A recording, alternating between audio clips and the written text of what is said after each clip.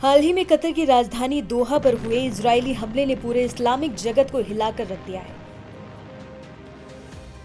Israel ने Hamas के अधिकारियों को निशाना बनाने का दावा किया, लेकिन इस मिसाइल अटैक के बाद सिर्फ कतर ही नहीं बल्कि तमाम इस्लामिक देश इजराइल से काफी नाराज हैं।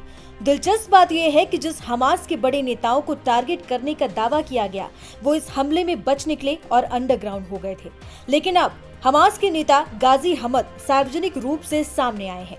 अल जजीरा से बातचीत में उन्होंने इस हमले को कूटनीतिक प्रक्रिया पर हमला बताया है। हमद ने साफ कहा कि यह हमला सिर्फ उनके खिलाफ नहीं था, बल्कि उस प्रक्रिया पर हमला था जिससे युद्ध विराम पर चर्चा चल रही थी।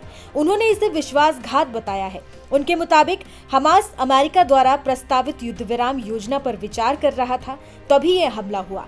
गाजी हमद ने हमले के समय पर सवाल उठाते हुए सीधे तौर पर अमेरिका की भूमिका पर भी प्रश्न चिन्ह लगाया है। उनका आरोप है कि अमेरिका अब निष्पक्ष मध्यस्थ नहीं बल्कि इजराइल के साथ खड़ा एक सक्रिय पक्षकार बन चुका है। उन्होंने ये भी साफ किया कि हमास किसी दबाव में झुकने को तैयार नहीं है। ये बयान ऐसे समय में आया है जब अमेरिका, मिस्र और कतर मिलकर संघर्ष विराम के प्रयास कर रहे हैं। गाजा पट्टी में हालात बेहद चिंताजनक बने हुए हैं। हजारों नागरिक मारे गए हैं और लाखों बेघर हो चुके हैं।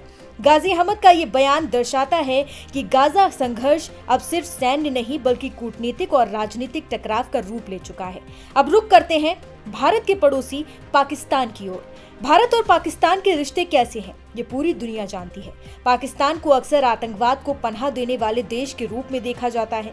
कई आतंकी हमलों में पाकिस्तान का हाथ साफ उजागर हुआ है, जैसे पुलवामा हमला। इन घटनाओं ने भारत और पाकिस्तान के रिश्तों में हमेशा तल्खी बनाए रखी है।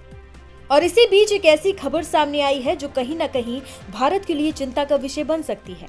पाकिस्तान को अब सऊदी अरब का साथ मिल गया है और दोनों देशों के बीच एक ऐसे समझौते पर हस्ताक्षर हुए हैं जो भारत की मुश्किलें बढ़ा सकता है। ये डील ऐसे समय में हुई जब भारत और पाकिस्तान के रिश्ते बेहद तनावपूर्ण हैं।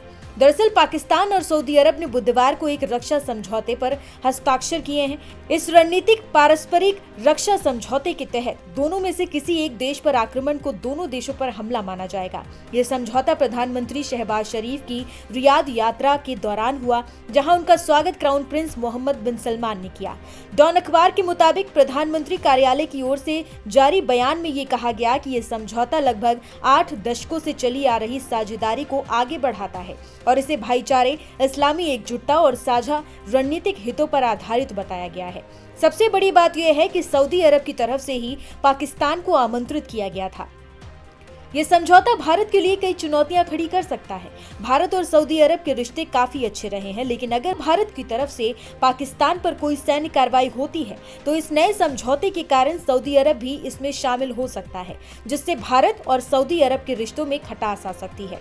ऐसे में भारत को अब कोई भी कड़ा कदम उठाने से पहले कई बार सोचने की जरूरत पड़ सकती है। ये थी आज की वो महत्वपूर्ण अपडेट्स जिन्होंने अंतर्राष्ट्रीय मंच पर न सिर्फ हलचल मचाई है बल्कि भविष्य की दिशा भी तय कर रही है। गाजा में शांति की उम्मीदें लगातार धुंधली पड़ रही हैं और इस बीच सऊदी अरब पाकिस्तान रक्षा समझौते ने दक्षिण एशिया की रणनीतिक चुनौतियों को एक नया आयाम दे दिया है।